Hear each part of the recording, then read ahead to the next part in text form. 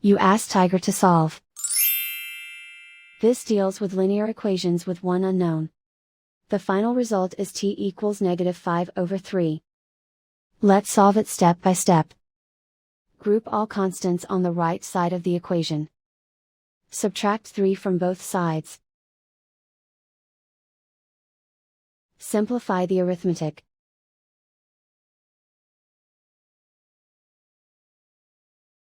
Isolate the t. Divide both sides by 6. Simplify the fraction. Find the greatest common factor of the numerator and denominator. Factor out and cancel the greatest common factor.